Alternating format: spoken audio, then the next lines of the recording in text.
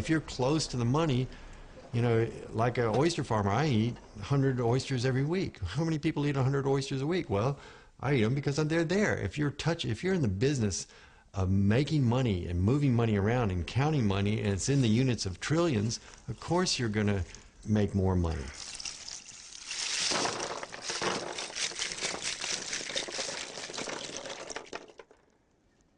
And then you become so isolated from the real working world of the average person who doesn't have this ability and is struggling to make it, to keep his job, to pay his mortgage, to, you know, feed his kids and send them to school. It's the best part of my job.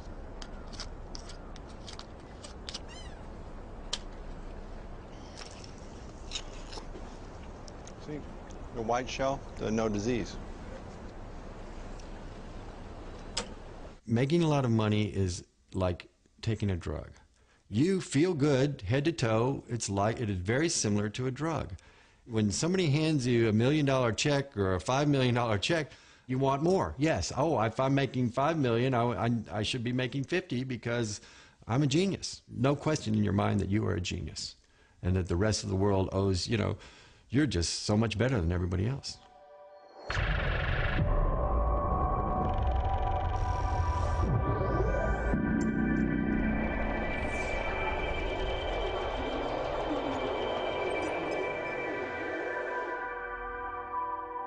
A bottle of beer is £1, but you're having a party, so you need to have 100 bottles of beer. So how much is 100 bottles of beer? One bottle is £1. Tell me, how much is 100 bottles of beer? 100.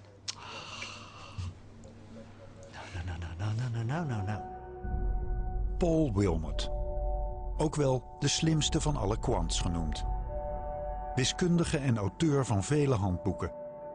Een kwantgoeroe die al jaren waarschuwt voor het gevaar van een door wiskundigen ingezette ineenstorting van de financiële markten.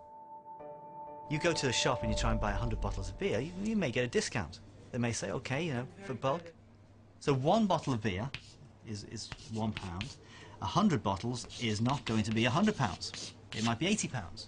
And that's an example of non-linearity. You don't just multiply the 1 by 100. Or it could be that the shop that you're buying the beer from, it's late at night, it's the only shop that's open, they know that you need 100 bottles and they say, oh, I'm sorry, we're only allowed to sell one bottle of beer. But if you give me £200, then okay, you can have 100 bottles. So it might be 80, it might be 200, but it's not going to be 100. And that's the real world. But that's not in 99.9% of finance models. A quant is somebody who uses quantitative techniques, mathematics, statistics, computer science to try to model the value of financial securities and how to structure them, how to hedge them. Emmanuel Derman, ook wel de Einstein van Wall Street genoemd, was ooit een kwantpionier die als theoretisch natuurkundige voor Goldman Sachs ging werken. Nu leidt hij nieuwe quants op aan Columbia University in New York. I moved to this field in 1985 when there really weren't a lot of them, and it was sort of a free-form business. We were all amateurs. Now you can be a professional quant, but in those days quant was sort of a derogatory word. It was a bit like geek, sort of, which is like, I don't know, slang for sort of computer nerds or computer geeks. There's a lot more respect for quants now. A decade or so ago, they were seen as these very geeky types who didn't really understand the business. Well, they are the business now. Manhattan, New York. A beautiful and powerful place where I have a tremendous history and roots, but also a city where money places a heavy hand on daily life, now more than ever.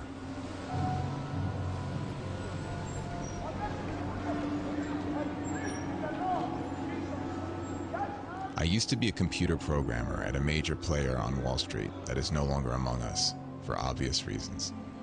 I was creating the plumbing of finance. I would write not the models themselves, but the infrastructure surrounding the models. I could do it sleeping. Some of my coworkers were self-satisfied, complacent, with a lazy state of mind. In my better jobs, I got to sit on the trading floor, which was energizing. Most of my career, I sat in a nondescript cubicle form. But I was physically close to the quants, the structurers of CDOs and similar products, the traders. I saw what they were doing, and I felt attracted. They seemed to be solving difficult problems and working at the center of the action. I felt like I was looking in through a window, watching, yet separate. This really made me want to do the job. The pay is good, too. Just as they view the market itself, different employers have different views on these topics. I don't want our agreement or lack of agreement on these issues to be a factor in my job search. That is why I decided to stay off camera and anonymous. One of the first ever equations in finance that I derived is still one of my favorites. Beauty is having the right level of complexity, but not too much. The key thing about this is it looks very simple, but having a modulus, an absolute value sign in it makes it what's called non-linear, and that in itself is very nice. And one of the problems with finance at the moment is almost all the equations you get are linear, which is boring and not realistic. What financial models do for the most part is ask you for some input, like what will interest rates be in the future, or how volatile will interest rates be in the future, or what will prepayment rates be in the future, and then tell you what something will be worth today or later. And financial models always ask you for some view of the future and then translate that into a price. And so they can't predict things in an absolute sense. They can only predict things given your view of the future. And people call that prediction, but they're putting the input into there. So in that sense, it's not a correct word, prediction. Yeah, I don't think it's a correct word. And people like to say that this great financial crisis, global financial crisis that took place is a consequence of bad models. But I don't think, I mean, there are a lot of things that caused this, but I don't think models are by any means the major part. I think it's much more a question of incentives and yeah, the way the whole system works, rather than somebody foolishly relying. I mean, there are people that foolishly relied on models. Nobody can predict with accuracy how people are going to prepay their mortgages in the future, or how many companies are going to default on their bonds. There's always some view that's driving a financial model.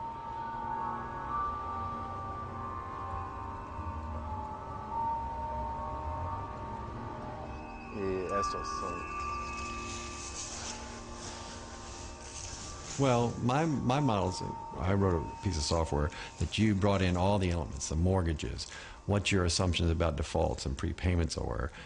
And so when you achieve that sort of golden moment where everything works, it's the numbers are correct, it's easy for the individuals to use, you know, that is a great moment, because you walk down the aisle, you see all the people using your software.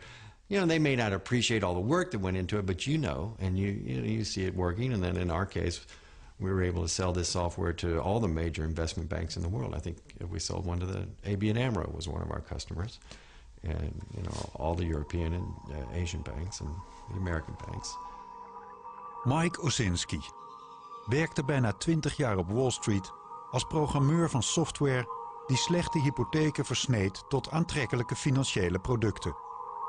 Computerprogramma's waar banken miljarden in stopten en waar biljoenen uitkwamen. But the input into these were all what's called prime mortgages, mortgages to people that had jobs. So they were secure, they were stable, people were making their mortgage payments. It then grew into this vast enterprise, and I guess maybe it started to blossom around the late years of Clinton, and that I left in 2000. After that, it just went nuts. You know, they were issuing subprime mortgages, a lot of subprime. It was a policy of the government. Both Clinton and Bush agreed that the government should force the banks to issue more subprime mortgages, and of course the banks were totally in agreement with that, because they could, on a subprime deal, they would make 100 times the profit that they would on a prime mortgage deal. So they were very eager to issue these kinds of debt. Now, whether the buyers, the end clients for these bonds, really knew what they were buying is a good question. CDOs actually are a fantastic instrument in the way that they take all these mortgages and package them up, and then you slice and dice so that you've got, each person can take as much or as little risk as you want. Fantastic idea, brilliant idea. If you're going to sell these things, you have to have a really big profit margin, because that profit margin, it may be profit margin, but it also is a margin for error. So it may have a theoretical value of this, but you've got to sell it for this, because this covers possible errors. And once people start competing with each other, the profit margin shrinks. That's what happens when there's competition. And then suddenly everybody's buying and selling CDOs, and it becomes the biggest instrument on the planet. And there's no profit margin, there's no margin for error. Combined with quants and quant tools saying, don't worry about it. And then, poof.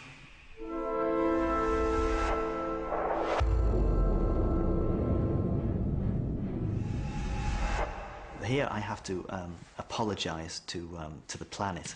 I don't know, should I apologize to the planet? I did warn about the dangers in credit derivatives and in mathematical modeling. It is clear that a major rethink is desperately required if the world is to avoid a mathematician-led market meltdown. What you're supposed to do, if you've got a warning, you're supposed to take your warning and write it in book form. You're supposed to write 300 pages about the dangers of etc., etc. I'm a mathematician. And what mathematicians do is they take something that is maybe 300 pages and they try and condense it into one equation. And that to them is beauty. 6:30 a.m., on my way to the library. We'll stay there for the next 12 hours. Today's work: menial computation, abstract manipulation of symbols by hand with a pencil, which could add up to another 25 handwritten pages. I like to learn new things, solve really difficult problems. I like the challenge of representing a portion of reality with logical symbols and systems. I must have been 13 years old when I realized that you could calculate the volume of a bowl by breaking it into smaller and smaller rectangles.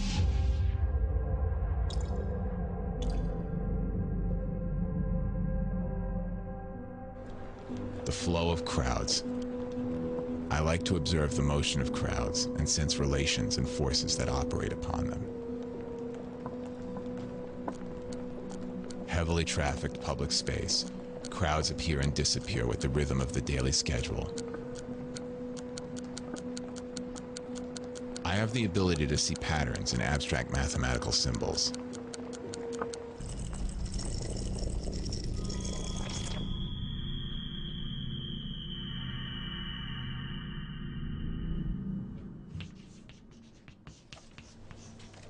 What's the obsession with this particular formula? It was the formula that crashed Wall Street. As a mathematician, it's a combination of the sublime and the ridiculous, I like to say. Sublime because it's got a lot of beautiful mathematics in them. But ridiculous because ultimately you have to use the thing.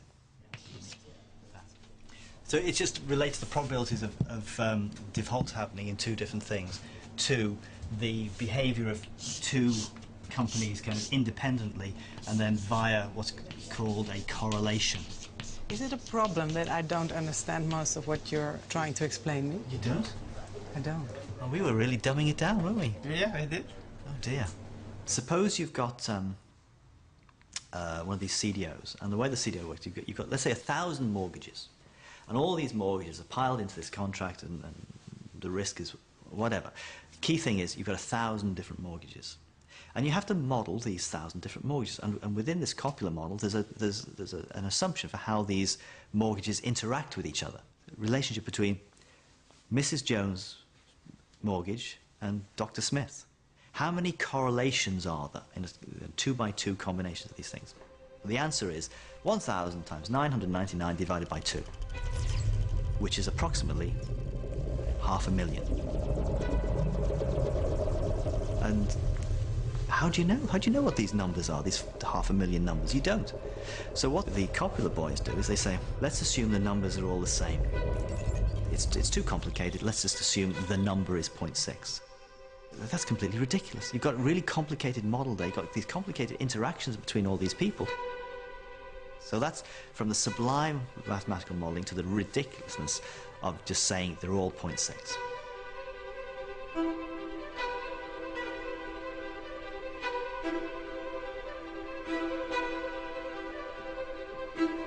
More senior people in banks don't necessarily have a clue what they're doing, because all these quants have all these multiple PhDs, and the people above are just management types. They won't understand the technical ideas that the quants know all about. And that itself can lead to problems, because if the quant says something, well, what's the manager going to do? The manager just has to believe the quant. And you'll hear stories about quants basing their models on 4 or 5 years worth of data. And you think, 4 or 5? That's not really representative of the economic cycles within the housing market. And what's that going to do for your mathematical models? Because anybody who's over a certain age will know that, well, actually, house prices can very easily fall. There was a moment, I remember in 2007, I had a friend in the business socially making a social call, and I remember she said the Fed has got to lower interest rates or we're all screwed. And I remember thinking, I sold all my stocks and bonds, you know, and I thought, geez, this is really going to be a lot bigger than people realize. If you look around you, there's a mortgage on every house, there's loans on every car. It's a big market, your credit cards. And if it was failing, you know, they kept issuing debt. People didn't realize. People wanted to believe that everything was always going to go up. I think they were blinded by the amount of compensation that they were getting every year. They're clean. They're clean. Yeah. Yeah. No, don't bother. I mean, these are huge numbers. To make millions, $5 million, $10 million, that's a lifetime's worth of money you don't ever need to work again. And everybody wanted that. You know, I could quit working. This year, I made enough money. In 1 year, I'll never have to work for the rest of my life. And that was the goal of everyone, it appeared to me. This is money, okay? And Espen's talking about making money. Every year you're making money, and then 1 year you blow up. Now, the difference between this being your money and it being a hedge fund is if this is your money, fantastic, you're making money, you're down here, you're bankrupt. If it is somebody else's money, if it's a hedge fund that does this, every year they're taking a percentage. They're taking some of that as profit, as their bonus, effectively. So they make some of that, they make some more, they make some more. All of this money they're putting into their own bank account. And then, when they lose money, that's their client's money that's lost. It's not their money. So you can see why it's very easy for people to abuse this kind of thing. I think it's fantastic that people who take risk should be compensated for taking risk, but only if they are actually taking risk themselves. Taking risk with other people's money, you should not get compensated for. I'm sorry, I don't know where that fits into economic theory, but taking risk with other people's money does not get rewarded. Sadly, though, it does in this business. Okay, good. That's enough for now. What about the white one? There was a moment when I thought, I questioned why I was ever involved in Wall Street. Get the ice. I need it right now. On the double. Ice. That's something I thought that people would be more judicious and more conservative in their lending. And I was involved in it, and I thought, well, wait a second, these guys are out of control totally.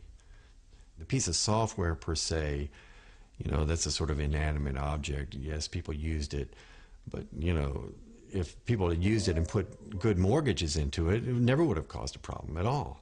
But when you put, you know, mortgages that you have a fairly high certainty that people cannot repay, and that half of all the mortgages issued in a given year are that type of mortgages, yes, the industry has gotten out of control. Trillions of dollars a year basically went through that model. These bonds, within 2 and 3 years of being issued, went from AAA to unrated. I mean, just catastrophic collapse. A lot of trading firms that kept these the riskier pieces in their portfolio saw them drop to next to nothing. And given the leverages, the amount of leverage and the amount that the banks had borrowed, they were suddenly in a financial panic.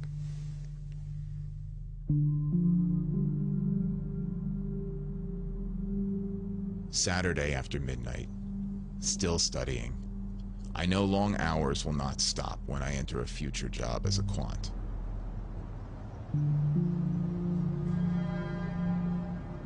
Because I was primarily a technologist, I did not fully understand what was going on.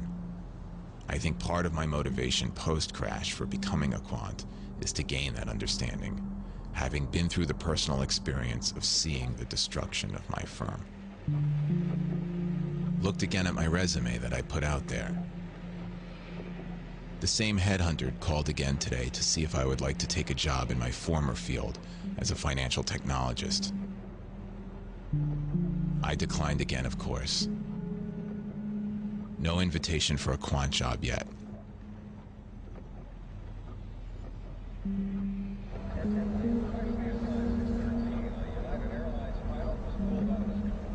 People that are in the business right now probably refuse to talk to the public. If they were to talk to the press, they would be fired. So only a limited few people in the business have the option of talking to the press.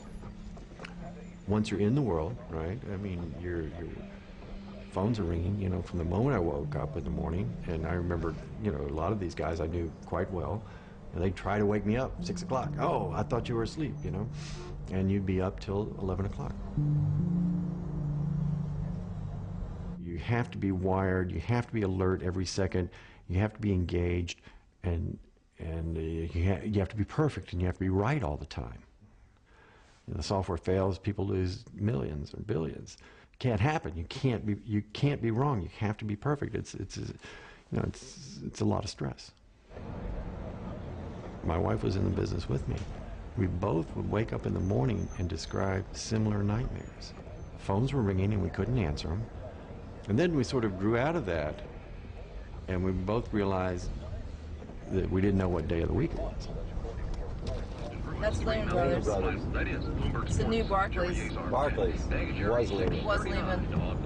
Went under. In London, the FTSE up 1.2%. So is the CAC in Paris. Hey, Joel. Oysters.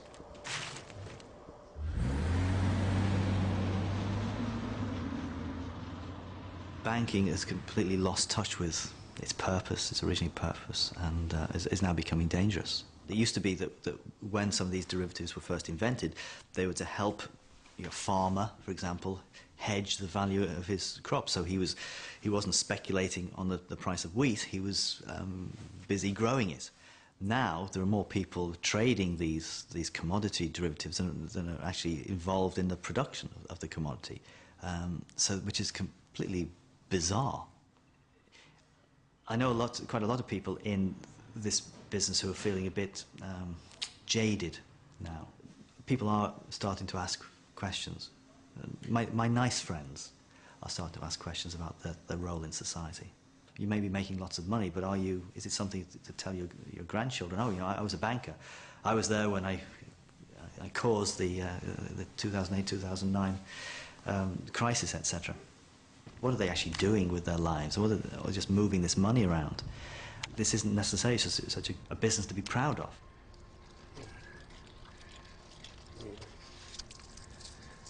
I think that's probably plenty. 30, 35 pounds.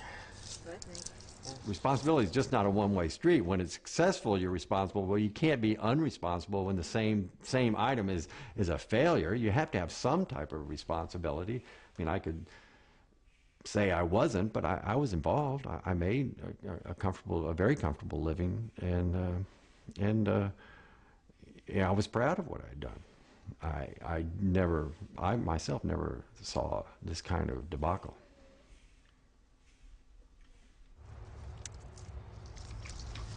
Pretty big muscles, you see. A little wilder.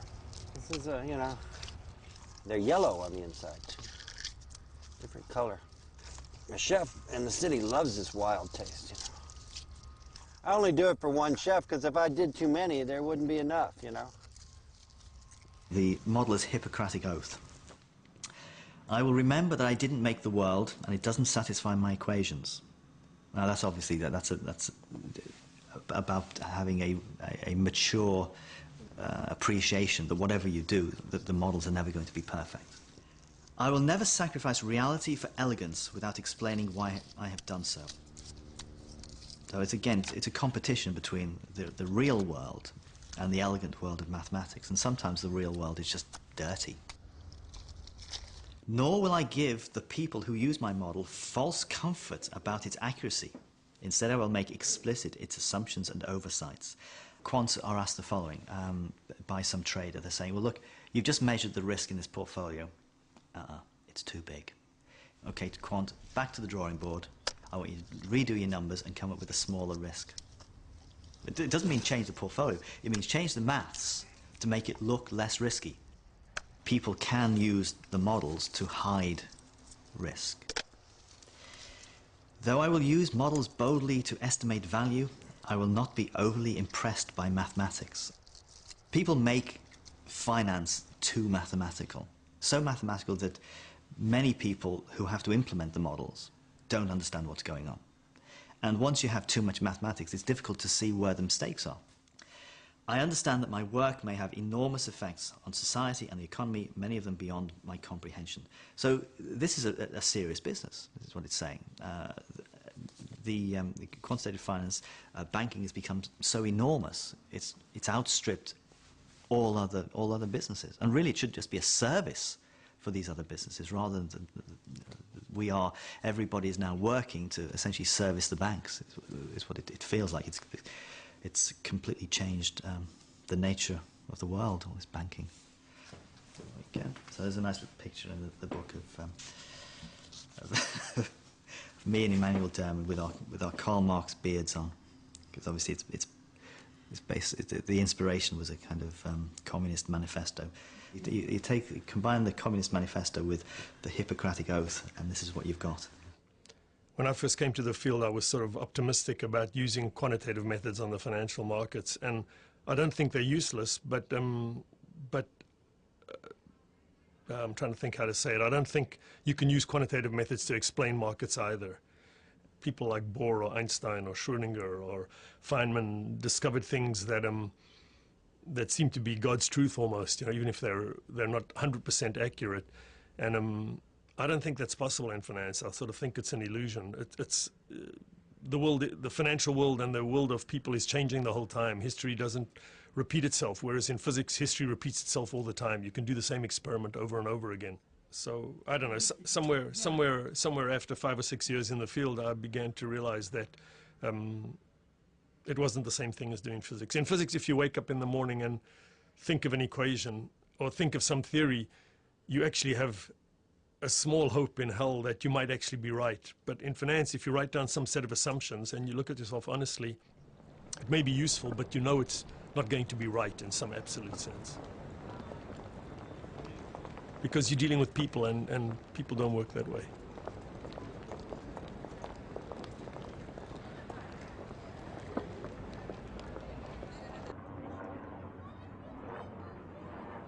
Another weekend, trying to remember all the parts of the city I haven't seen since I started the course. Longing to visit art galleries, eat out every night, to live. The day at the library seemed to have more hours than the normal 12. Studying alone, with other people doing the same thing, I feel like a monk in a monastery. It's peaceful. The library is quite old. Sometimes we have to cover the air conditioner with old Soviet mathematical journals from the 60s.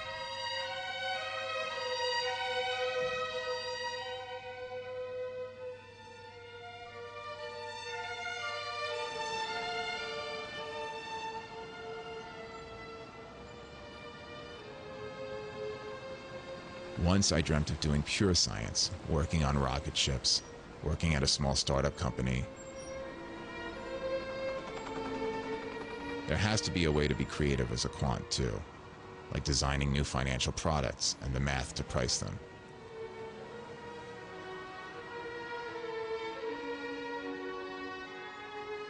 Do you think it's always possible for people to express a worry they have about the things they're building or writing?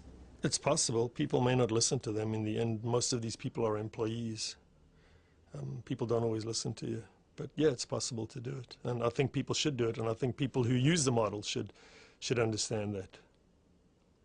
But I don't honestly believe that the models are responsible for what happened in the world. I think what's responsible for what happened in the world is that there've been an increasing number of crises since 1990, financial crises in the world since 1994, and every time people are used to constant growth and acceleration, and every time it slowed down, the government stepped in and tried to stimulate it again by lowering interest rates just like they're doing now. And so you get these sort of a rise and a collapse, and then people don't like the collapse, so they lend money cheaply and force a rise again. And each time the oscillations get bigger and bigger, and they're doing exactly the same. I have no idea what's the right thing to do, but they're doing exactly the same thing now, which is trying to stimulate the economy every time it looks like it stops growing fast.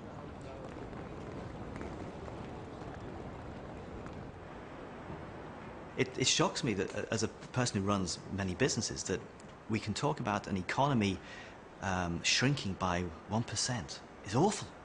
Growing by 1% is fantastic. There's a difference of 2%. How can that difference of 2% have such a big impact on the world around us? 1% plus or minus in my businesses, I won't notice. The economists, they think that they're scientists. So they come up with these, what they call laws. They're not laws.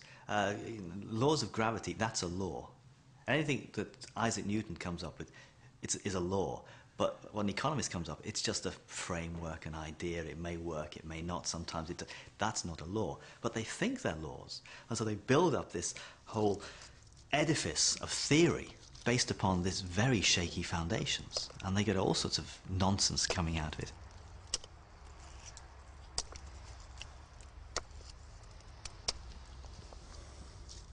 It's off.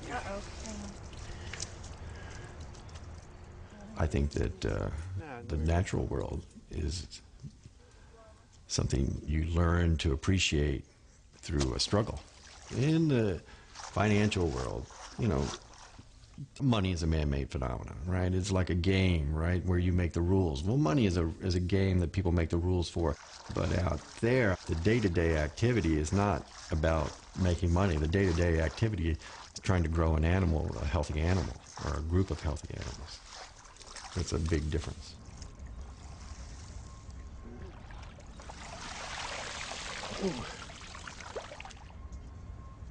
That is beautiful, believe it or not. That is beautiful. The beautiful thing about this is it says that in the risk-neutral, now I've got to keep emphasizing, this is the risk-neutral version, where mu equals r.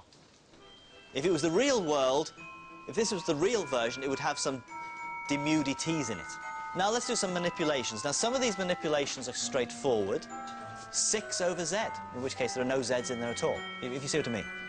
The d by d big T version, because we are trying to find the stochastic differential equation, not for log z, so you're going to end up with mu minus a half, sigma squared. Let me backtrack a wee bit here. And we have a stochastic differential equation for z, then we can also write down the stochastic differential equation for f. There was a very, very short period of time when quants were in the doghouse, so to speak. The people were saying that, oh, banking has changed forever, quants have finished, there'll be no more of these credit instruments. And I said, you know, hang on a second, guys, you really don't know your history. You don't know human nature.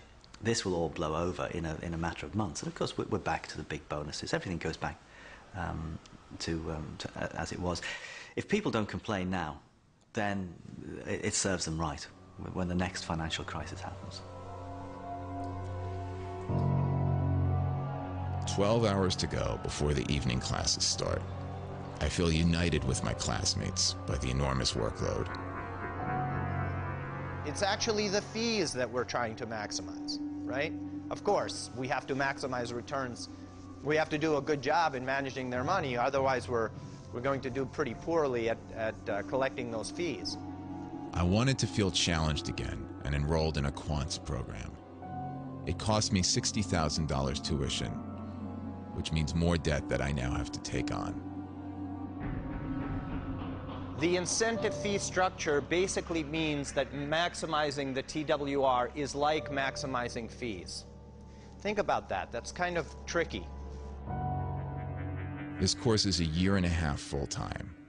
1.5 years, no salary, expenses living in downtown Manhattan, plus paying full-time tuition. So no alcohol for me, not a drop, at least till the end of the first semester. I can't afford to lose a day to a hangover. Hardly any social life for the time being. Most of the other students are Asian or East Europeans. Math is their first language and our common language. We Americans are the minority. Maximizing the number of times that we're going to penetrate the previous high water mark, we're actually maximizing incentive fees. So you can see that this type of optimization is very hedge fund-like. Does everybody get it so far? Used to be the physicists were splitting the atom. Who's splitting the atom these days? Building bridges. Who are the people building bridges? Everybody wants to move into this field. Scientific creativity is becoming financial creativity, which is all a bit bogus.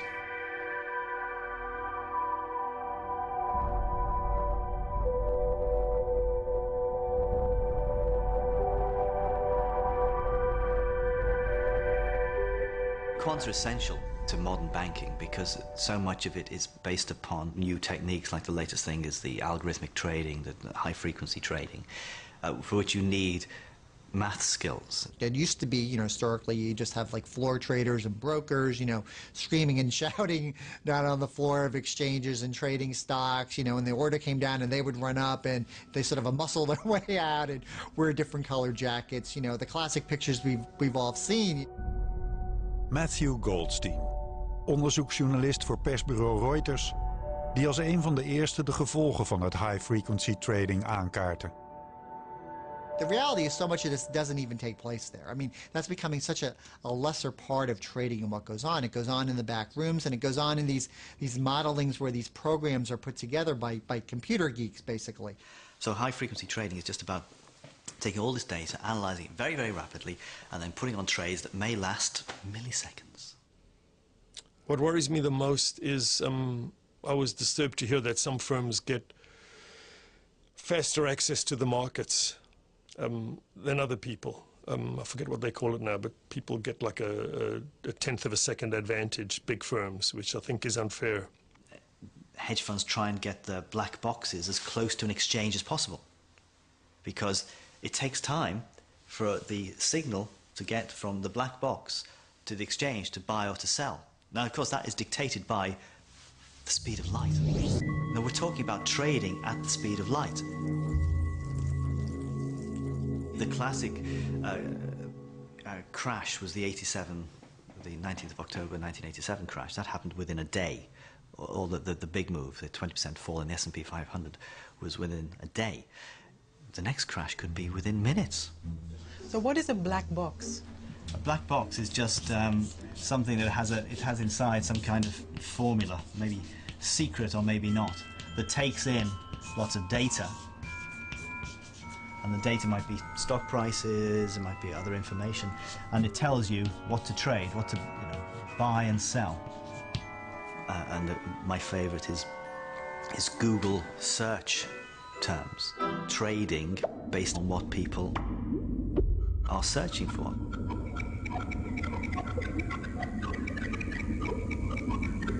It's not a black box in the sense that, if you saw the algorithms, you could figure. Well, you and me might not be able to figure it out, but wiser minds maybe could, and computers can certainly read it. So it's a black box in the sense that it's almost hard for the human mind to get their arms or wrap themselves around to really understand what's going on.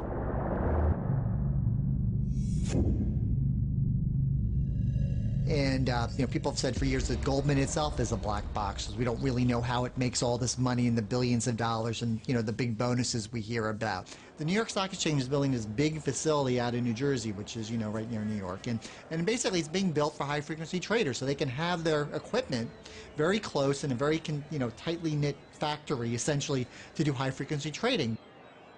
Well, who gets to have their server where? Is there going to be a lottery? Does someone pay more to get closer? I mean, it's sort of absurd when you think about it. This is what it's come down to. The battleground is ultimately going to be who has the most resources, who can pay the best salaries, the hire the best brains. And in reality, we're talking maybe about a dozen or so really top players. And not everyone can be a customer of Goldman Sachs. Not everyone can be a customer of Morgan Stanley or, Barclays. Also, it does, the high-frequency trading means people are more concerned with the price of something and not its value. Value means what it's really worth.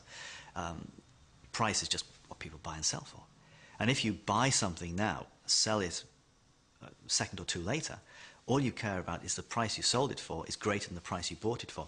Its actual value, who cares?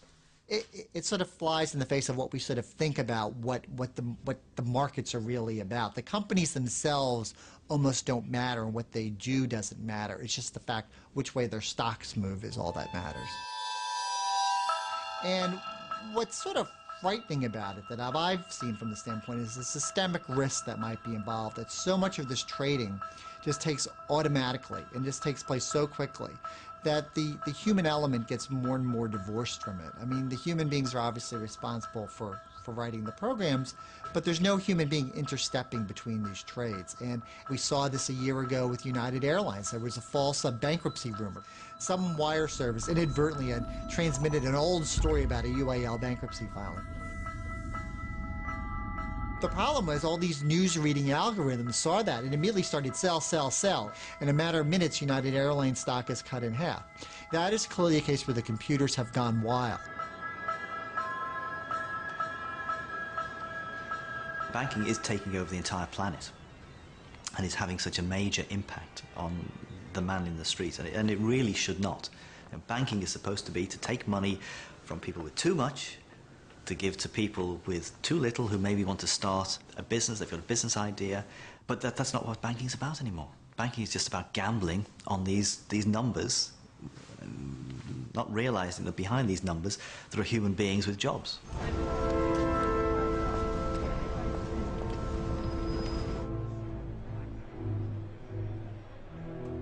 There's always been a joke about the New York Stock Exchange becoming a museum at some point, and they'll just have it for like a show there and people running around. And this is the way we used to trade stocks, isn't it so quaint and everything?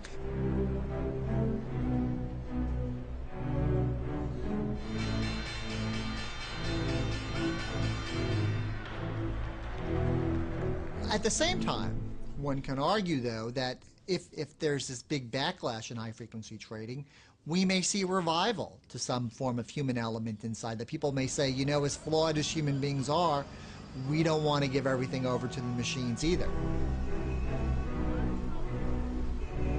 Just walked past a crowded Wall Street full of Chinese tourists, asking me if this was the actual stock exchange. Wall Street as a location is not any longer what it was. Many banks moved their front offices uptown and their back offices to newer and cheaper spaces in New Jersey. Now Deutsche Bank is the only major firm left on Wall Street proper. Nearby is Goldman Sachs, with no name on the door, also about to move. There are almost no large firms headquartered in the neighborhood that was the cradle of American finance. Only the New York Stock Exchange remains. Its facade, one of the most iconic symbols of global capitalism.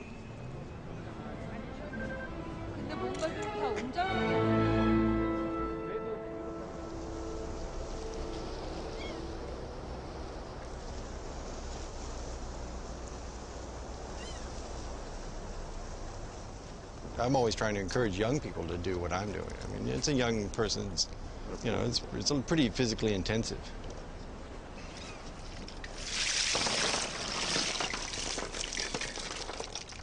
They really haven't grown that much. may not make it till Christmas here. No, I like a bigger. We typically sell a much bigger oyster, right? What do you find more satisfying? Well, software is a much more mental, you know, the pleasure and the mental exertion is pretty intense. Like 1,000,000 lines of software is a lot, and you have it all memorized, right? And there's the pleasure of like a Scrabble, doing that kind of word puzzle kind of thing. Although it's not that healthy. You sit in front of a machine, you have the terminal face effect, you know. It's not the same as this. Oh. You know, this is pretty, Not good. I mean, a day like today is pretty idyllic, right? You're just out in the water, the nice feeling bringing food in. So I think we sell about 150,000 oysters, which is, that's $100,000. You know, of course, I live off interest, you know. So this is nice to have, I make some pocket money, et cetera, et cetera. And the overhead here is pretty small. You have to come to grips with nature. Like these oysters should be bigger. Every year, the ones that I pick in September and October are ready by November. Why they aren't, I don't know, and there's nothing you can do about it, right? Where in software, you can do something about everything. You can modify, you can make, you know, this virtual world, you can make what you want. Here, you know, you have to live constrained by, you know, the real world.